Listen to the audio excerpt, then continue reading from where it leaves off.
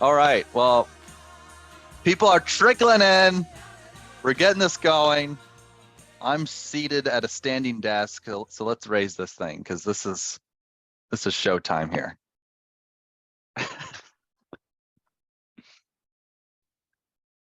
Here we go.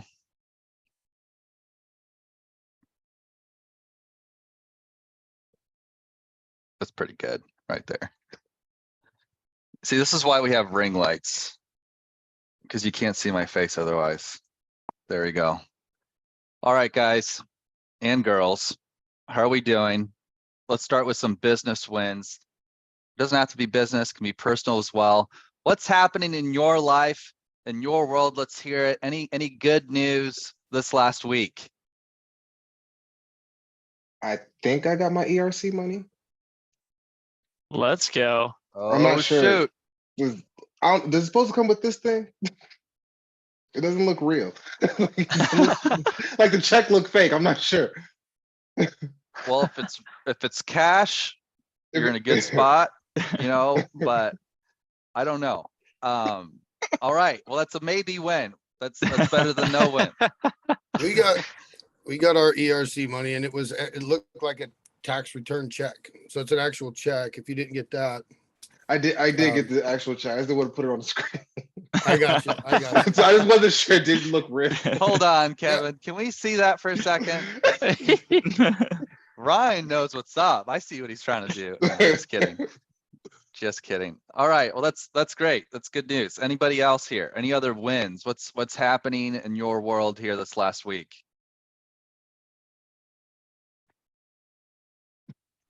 All right. Something negative? Can we talk about that? Nothing negative. All good. All good. Good things are happening. All right. I'm new here, so I'm the new guy. I just started with you guys a couple of weeks ago, so I'm excited about what I've heard so far, and looking forward to trying to get it going. So I'm getting my reviews in right now. That's what I'm working on. Yes, Huge. sir. Don't want to put you on the spot here, but how many reviews have you gotten already?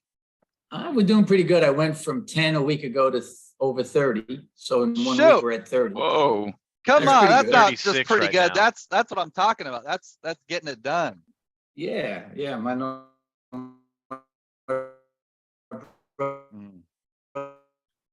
a ton of people. He owns the business, and I told him you need to send this text to everybody, and that's what we're doing. So we're getting there.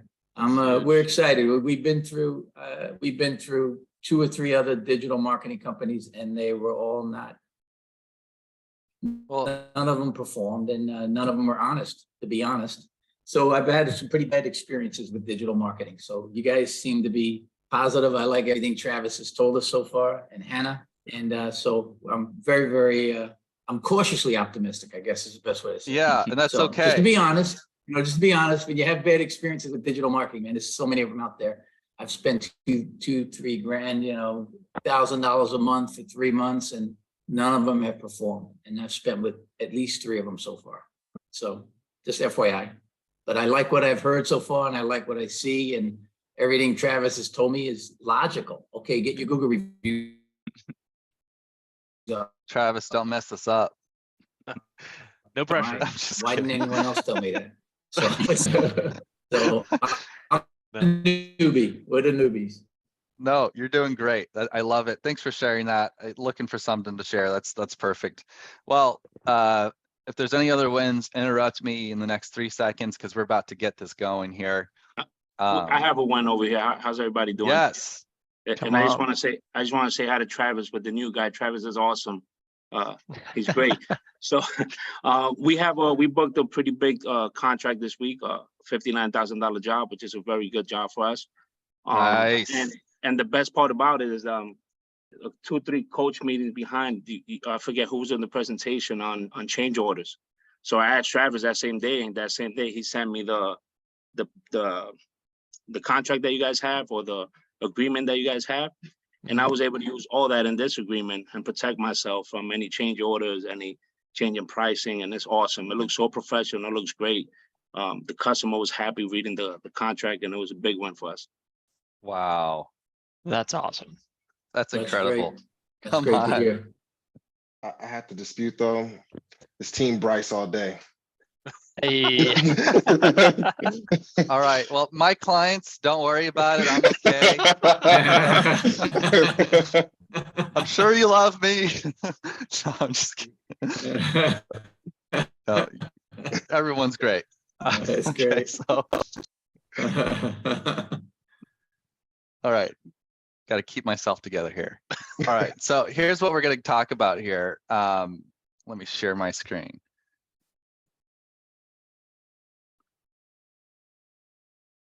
You know, Bryce, I'll be honest. I mean, your clients just absolutely love you, and I'm jealous of that, man. Shoot, I think there's something going on there. I think you're like, I don't know, sending them checks or something. But okay, here we go. Perfect. All right, so I'm going to talk about something that sounds really boring on the surface here, very generic. You know, I was like, how can I make this title intriguing? How can I make it make you want to hear more about this? And honestly, there's no way to do it. Level up your sales process sounds really boring, but I promise you it's not. This is going to be good. This is really about taking an angle into your sales process that you don't normally hear. Here's what I didn't want to name it. I didn't want to name it something you haven't heard about sales process, because that just sounds, you know, it sounds clickbaity. It sounds, it sounds, you know, salesmen hate what I'm about to tell you, right? Okay. Here's what I'm going to talk about.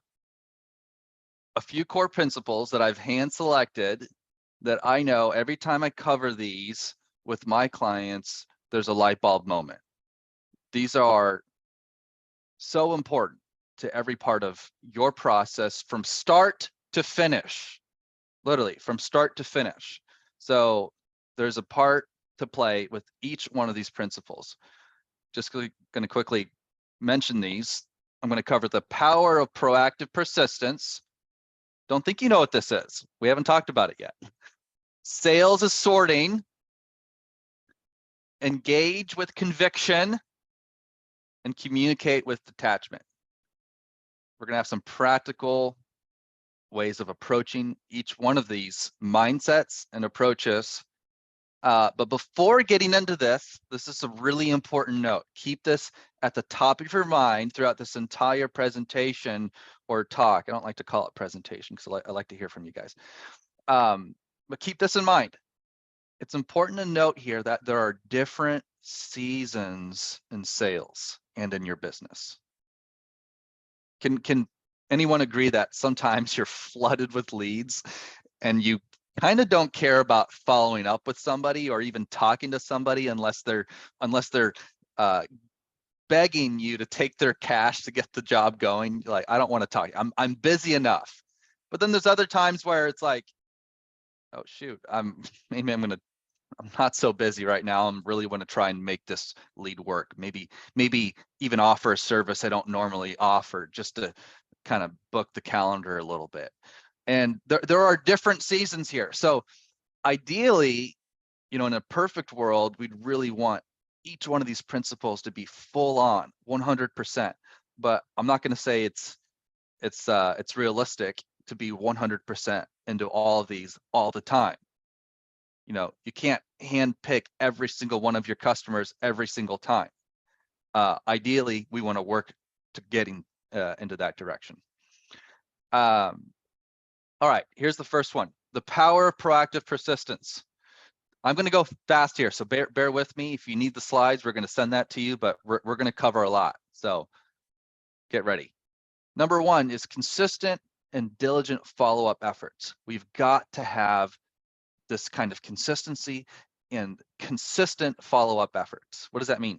Well, stop paying so much money to get the phone to ring and then not follow up with any of your leads. Stop it. It's ridiculous. Don't say I want my phone to ring more if you haven't followed up with the last 5 people who called. It's ridiculous. Every lead is a valuable opportunity. There's this quote I love that we'll get into in a minute. But first off, that's why I thought I knew every part of my slides, but I don't. First off, What is the follow-up? This is important to note. A follow-up is reaching out to someone when they asked you to.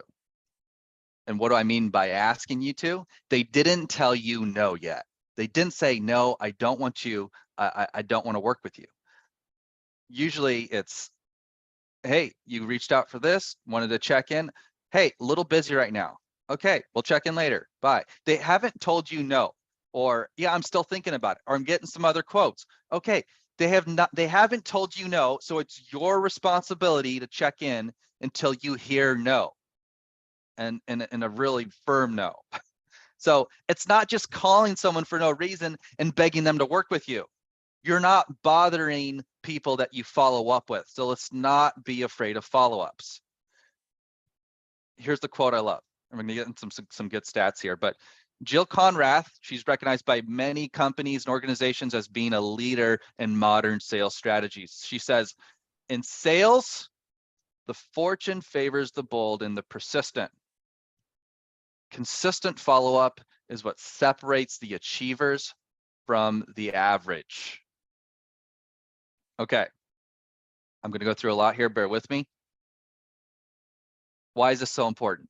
Turns out when you follow up consistently, there's increased conversion rates. 80% of sales, according to National Sales Executive Association here, 80% of sales require 5 follow-up phone calls. 5 after the initial contact. Yet 44% of salespeople give up after the first follow-up. Why is it that so many give up?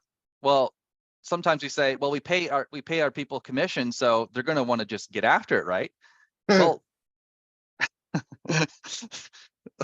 thank you. No, that was good. I like it. So here's the thing: is that a lot of salespeople are lazy. I'm not saying everyone is. A lot of them are, and it turns out if 80% require 5 follow-up phone calls, then maybe 20% don't, and they'd rather just focus on the 20% that in their eyes are the easy sales.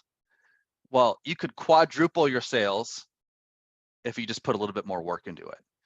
So that's why you've got to manage your salespeople. Super important. And if it's you, you've got to manage yourself. So next thing is here, response time is huge. The odds of qualifying a lead decreases by a staggering 400% if the first follow-up is delayed by just 10 minutes. 10 minutes. That's not a long time. And it's like, well, shoot, I don't think I've ever called someone within 10 minutes. Okay, well, do what you can here. Let's just keep this in mind. I know some of these can be pretty tough in certain situations, but prompt and consistent follow-up shows your commitment and will make a significant impact on a lead conversion.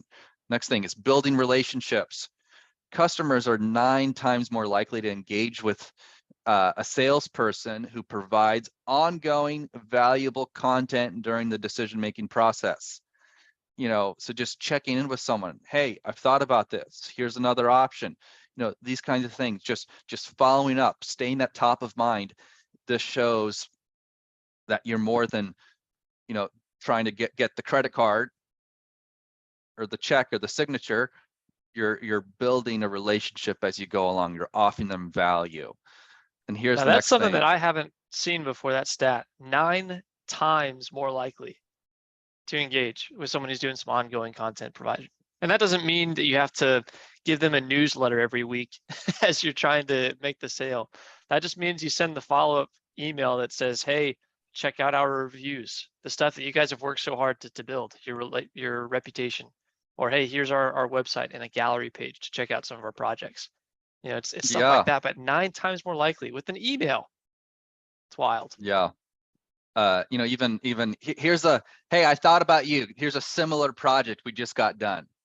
It's yeah, that's huge. Anything that you can just provide. Next thing is, know that there aren't 10 other people just hounding your leads as well. Very few people are following up, and you've got to be one of those that just don't give up, who are persistent. Turns out only 27% of leads receive 2 or more follow-up phone calls. Now, I don't know why they couldn't have just said only receive 1 follow-up phone call, but or the other way around, the 73% only receive one follow-up phone call. You know, that's pretty crazy. You know, you've got to have those follow-ups. You've got to do it. And like it says here, despite research showing that multiple touch points increase the likelihood of conversion. Guys, you've got to have a defined sales process, a defined follow-up process, and not make it casual. We've got to be consistent. We've got to get a hold of them with urgency. You've made the phone ring. Now let's make sure we're not putting that to waste, because it turns out most of your conversion opportunities are in the follow-ups. So we're going to talk more about this in the breakout rooms and so forth, but at a minimum, here's a good rule of thumb. You may shout at me, you may say I'm crazy. At the very minimum, you've got to have someone reached out, you need to get a hold of them, minimum of 2 follow-ups a day. Minimum 2 follow-ups a day. That means a phone call, text, phone call, text, minimum. Twice a day. How often? Yeah, Bryce got his fingers up. We're gonna talk more about that here later, but that's number 1, the power of proactive persistence. Here's the next thing I want to talk about. Principle number 2, recycling. I'm sorry, it's not recycling. It's sales is sorting. What does that mean? Can anybody tell me what that means to them? You know, you might get it completely wrong, and that's okay. But what does sales is sorting mean to you? Somebody. Means, you know, you put people in different leads in different groups is what I'm guessing. And some are, you know, higher priority or just, you know, bigger jobs, you know, and just kind of categorize. My guess. Yeah, I mean that's a facet that definitely applies to this. But yeah, that's very applicable. Absolutely. You know, that's almost taking it to the next level. So now I'm taking it a little more elementary than that, which is sales is sorting, which means it's about qualifying your leads. Just because you finally got a hold of them doesn't mean you need to work with them. But you'll never find out unless you get a hold of them. So following up is about getting a hold of your leads. When you finally get a hold of them, let's qualify them. Let's sort through good, bad, good, good. Hey, big job. We get in the, you know, like Rob said, we put in the special pile over here. You know, really profitable job. Hey, Susan, never get this person off of your eyes. Make sure you're engaging with them, you know, or Mike, whatever. Next thing is you've got to find out what the customer's needs are. I know this sounds so generic, but so many times we come on the phone with an approach of, well, what do you need? Because we can do it all. You know, we do everything. We're going to become the person you need us to become for you. No, that's not the way it works. Let's make sure that your service can actually help them with their needs, because we're not here to change our business to fit the customer. It's just not going to work in the long run. It may work a couple times, but in the long run, it's just not your business. So, you know, what if you can't help them with their needs? Do we move forward anyway? No. If you can't actually help them with their needs, then that would make you a fraud to move forward with them. You know, pretending you're something that you're not. So here's the thing that I really want to capitalize on here is, if they're not a fit, that's okay. That's okay. Now, going back to the very beginning of our call, I said there's different seasons of sales. This is ideal, you know, to confidently say, hey, we're not a fit, but maybe I could recommend so-and-so, but this is just not going to be the best for us. Now, I know there's times and seasons where that's a very, very difficult thing to say, but we really want to move towards this as much as possible. There's a sliding scale. I get that. But like I said, so what happens when you book someone who's really not a good fit? You put all this focus and energy on a lead who's just not going to pan out. Or maybe you do book them and honestly, you end up wasting your precious time. You'll never be able to get back. You end up closing a deal that you'll regret. You may not even get paid. You know, that's another one of the things that you want to really focus on. Are they willing to give me a deposit? Well, it turns out they're not. Well, maybe there's a reason for that. You know, you may get a negative review. You may stretch yourself so thin that you stress yourself out. Sales assorting. We've got to make sure we're not just a massive funnel that leads to trying to close every single one of these leads. It just doesn't work that way. Grant Cardone, he says, going to the principle number 3 here, conviction is the secret ingredient that transforms a pitch into a persuasive force. When you wholeheartedly believe in your product or service, your passion becomes contagious. So now that you know they're a good fit, you've gotten a hold of them, number 1. Now that you know they're a good fit, are you just trying to give a pitch? Or are you really wanting to convey your heart because you're convinced it can really help them out? What you offer can really help them out. There's a difference there. You know, hey, new salesperson on the job. Hey, make sure they know that we're good at what we do. All right, go sell. It's like that person's just not going to be able to bring the same level of conviction that you are, who's been doing it for a while, at least not on day 1. Engage with conviction. Principle number 3. You've probably heard this here a couple times, and it's a great line. The first thing you sell here is your confidence, or maybe I think it was the first thing people buy is their confidence. Either way, it's the same thing. You've got to come in with confidence. You've got to really gauge. Just because you know what you're talking about doesn't mean you're demonstrating that level of confidence.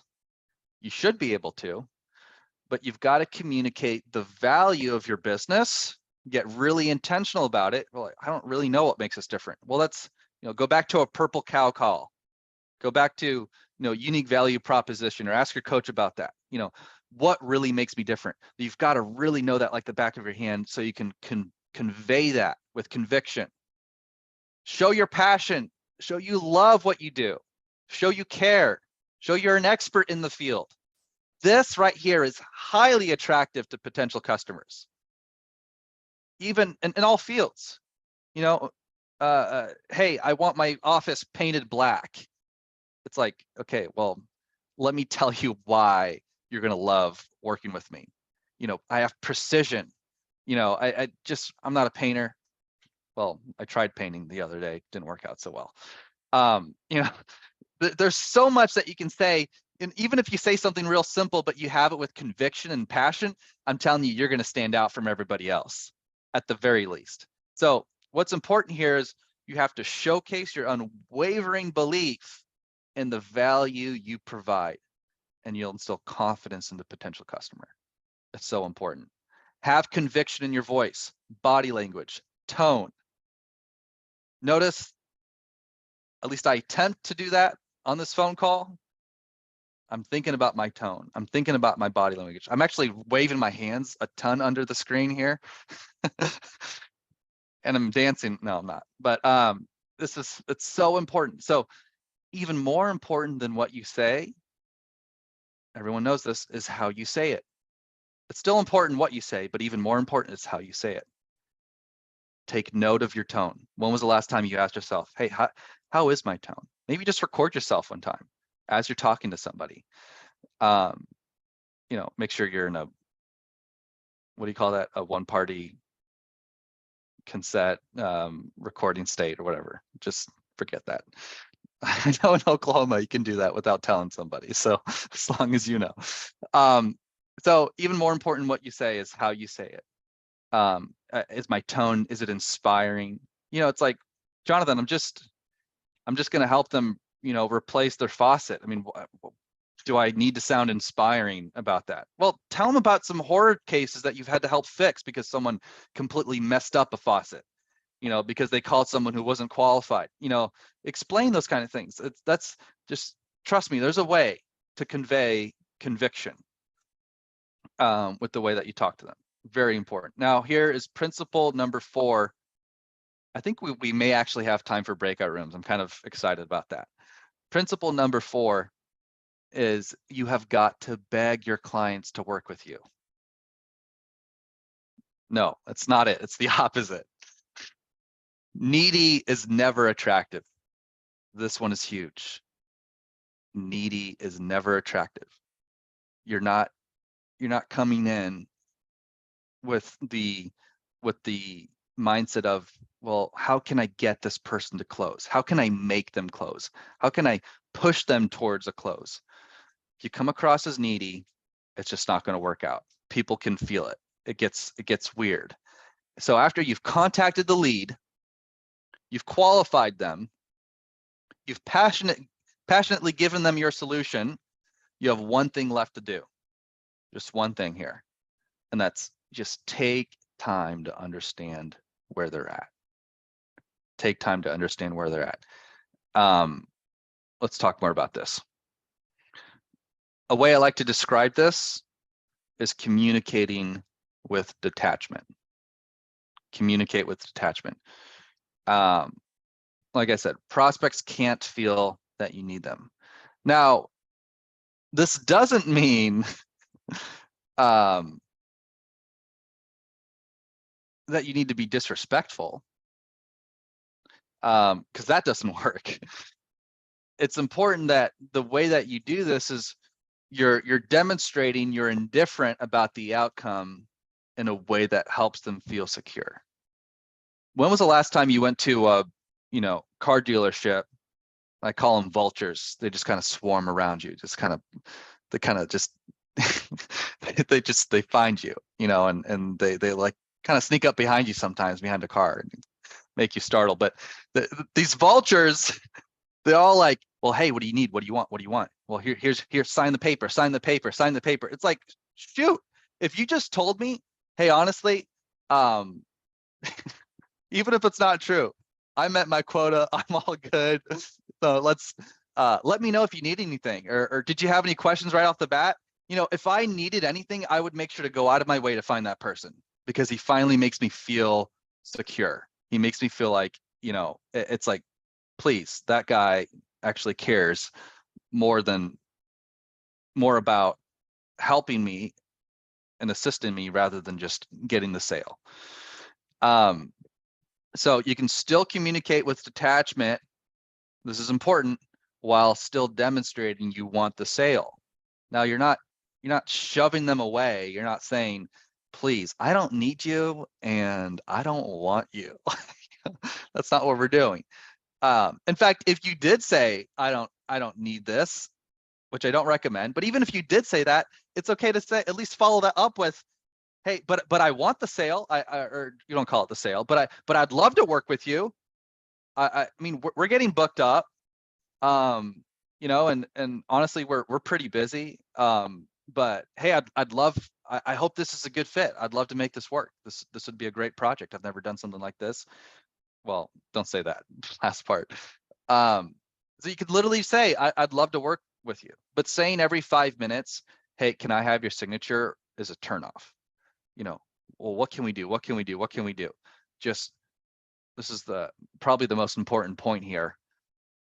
Just focus your energy on trying to understand their concerns so you can address their concerns, rather than being solely fixated on closing the sale. You're demonstrating that you care more to find the right person than trying to make it work for them. It goes back to qualifying. There's the sorting. The sorting's kind of always there in the back of your mind, by the way. It's like, you're still in sorting mode. You're not going to try and make something work that's not supposed to work. You're more concerned with booking the right person that for the project here, for your calendar, rather than booking that person specifically. And that people can feel that, and it actually makes it more attractive too, as long as, once again, you're respectful with them. here's a little bonus tip. Here's a bonus. Don't do it now, but Bryce, you can get your thing ready here. Here's a bonus tip. If you've implemented our lead tracker here, with the, the orange quoted, who knows what I'm talking about, where it says orange for quoted status. I'm literally clicking through looking for hands. Oh yeah, Matt. There you go. I see you. Okay. I see a few others. Ryan, perfect. So here, and then Matt's heard this from me. So, well, at least Bridget has. But when you have too many quoted on there, and you're just waiting to hear back, you're doing it wrong. That's just not good. Why? Because we haven't been communicating with detachment with those leads. We've been too concerned about potentially scaring them off that we end up just letting them clog our pipeline, clog our attention. It's okay every once in a while. Now, I'm not saying to say this immediately. You can talk with your coach about this, but at some point, it's okay to just send them an email and say, hey, have you gone another direction? Once again, don't just say this to everybody all the time, but there's a fine line of just showing it's better for you to find out that they've gone another direction than to let it linger way too long if they're ignoring you all the time. Because that's when finally, if there's even an inch of hope, that'll uncover it. They're gonna say, no, so sorry. Turns out I've been through a lot is going on, but hey, can you check back with me in a month? Okay, no big deal. I'll do that now. Is this making sense? I love asking. I was just curious. Oh, please, yes. Like at what point when you were saying it's sort of like, okay, you follow up with a text message and a phone call twice a day. Yep. At what point does that become being needy, wanting some sort of a response from them? I'm like, okay, twice a day, every day till they give you an answer. I don't know. In my opinion, I'd be like, dude, this guy's annoying the crap out of me. What the? Yeah, no, great question. And well, here's the reality of it is if they've inquired your service, they want you to get a hold of them.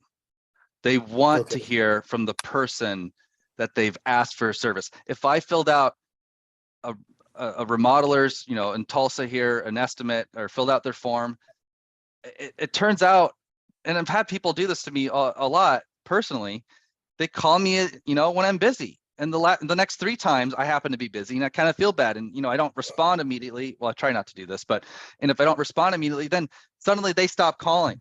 And it's like, well, whatever, maybe this is not as important to me. It begins to drift immediately. So the mindset is they want you to get a hold of them. And even if they didn't, that would be very strange, but it's all about getting a hold of them. And now the conversation goes from. So you're saying you call them until you've made the contact. Once they've been quoted, you give them a little bit of time. You're saying until you make the initial contact and get in front of them, figure out their needs, so once they've been quoted, you don't call them every day, twice a day to see what they want to do. It's up until you kind of. Well, as long as you've left the quote with very, very clear direction. What we always say here is, hey, let's make sure that we don't leave a quote without a clear follow-up scheduled appointment, whether that's on the phone, in person. You've got to have a time where there's a scheduled appointment. So Ryan, you just showed me a beautiful house you're going to build me. And I'm like, all right, I'll think about it. And you're like, I just did this $300,000 quote for you. And you're going to just think about it. It's like, hey, totally fine, Jonathan. We're getting booked up, but I'd love to be able to just touch base with you, next week. Is that fine with you? Or just, you're not coming across as pushy, but we do need to close the loop. We can't leave it open-ended. And if I miss that appointment, that's where I would go back to calling me. It's like, Ryan, leave me alone. Okay, well, finally I get to leave you alone. Good. This is a good thing.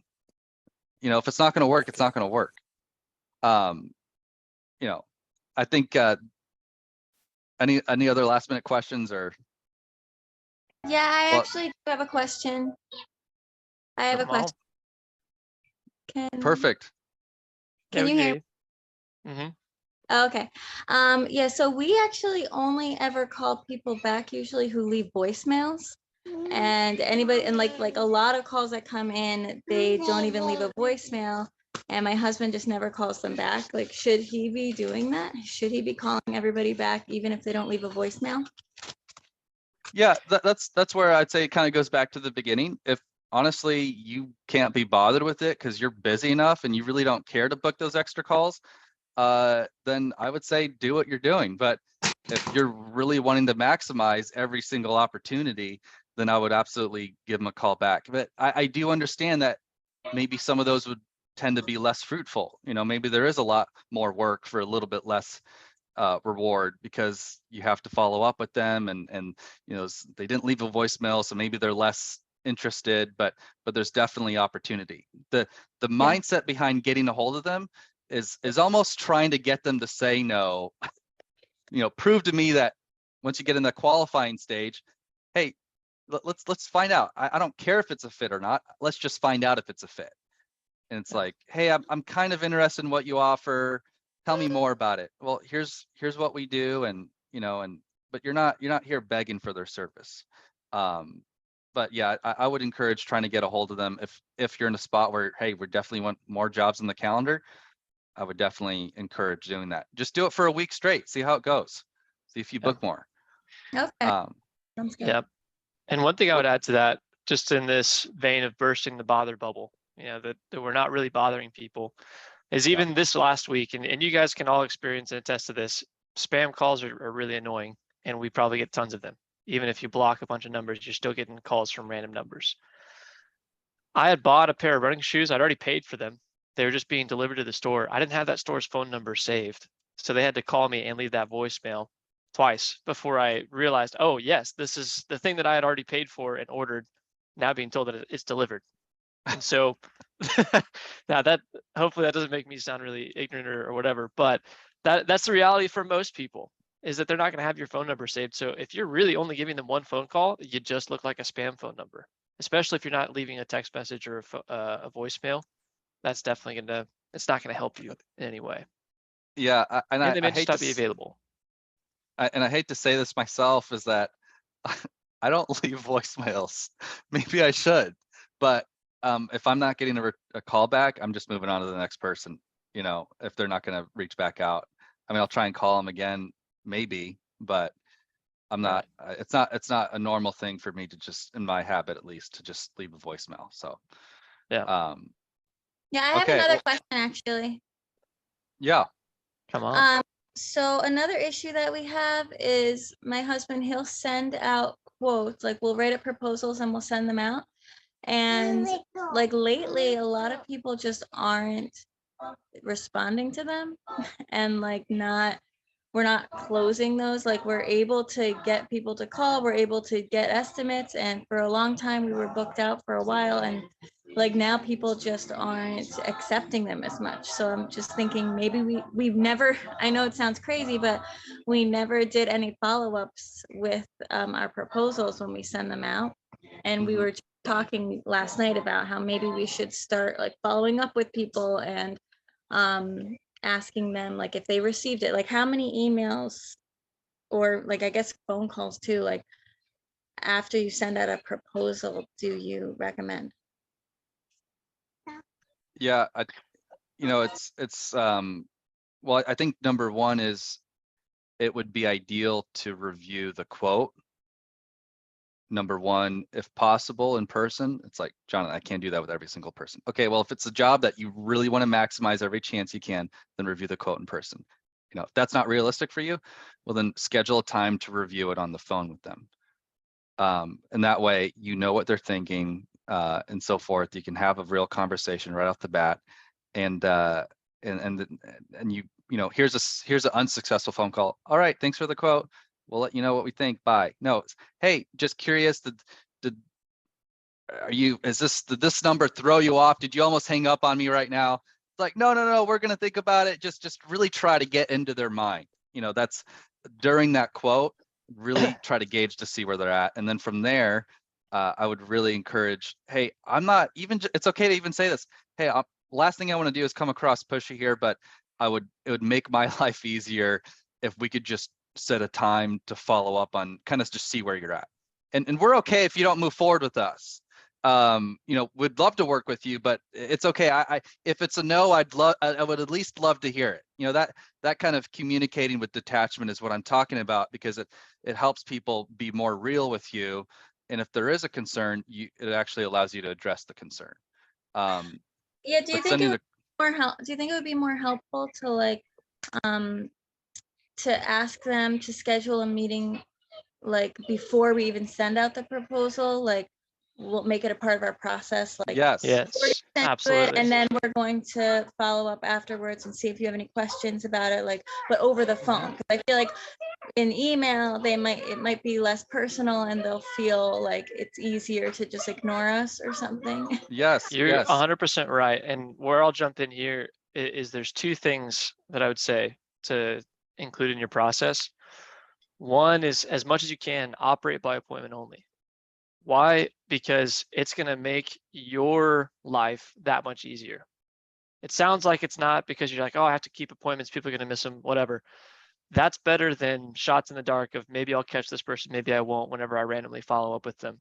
So that's the first benefit. But also, the second thing is, well, wait, what was it? Operate by appointment only as much as you can, but also you're going to look more professional to the customer. They're going to expect your call. A lot of people are probably going to get 3, 4, 5 quotes from different contractors, expecting to only hear back from 1 or 2 because they've experienced it so many times. The other thing that I would say with that, so operate by appointment only as much as you can. Try to stick within, 3 business days, or if you need a week turnaround, just make it clear thing. We talk about a 72-hour rule, but set one interaction, always set the next interaction from your current interaction. Have a clear timeline of when you're going to get back to them again. It's better for both parties in every circumstance. Yeah, that's exactly right. We're going to get into some more specifics here and address Yep. questions from everyone here into the breakout rooms. Yeah. Laura, great questions. Thanks for asking those. That was really good. Yeah. And I'll then, say in the comments, we had two really, really key inputs from Phil and from Kevin as well. Phil saying, following up with the sales appointments, they learned more about what customers are wanting because they were doing those follow-ups. so it's helping good. them close more effectively from here forward because they've done that just by engaging the follow-up phone call. And then Kevin, same thing we're talking about, send the proposal while you're on the phone with them. Then you're able to answer their questions right then and there. You're not leaving them alone in their sticker shock. It's going to get much more response than anything else. So, sorry, Jonathan, you had anything else before we jump into breakout rooms? No, let's go for it. All righty, team.